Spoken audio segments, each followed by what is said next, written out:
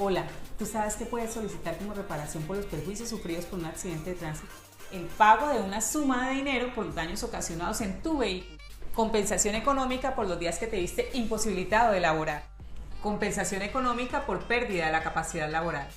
Compensación económica por el daño sufrido al lesionado o por los familiares del fallecido en el accidente.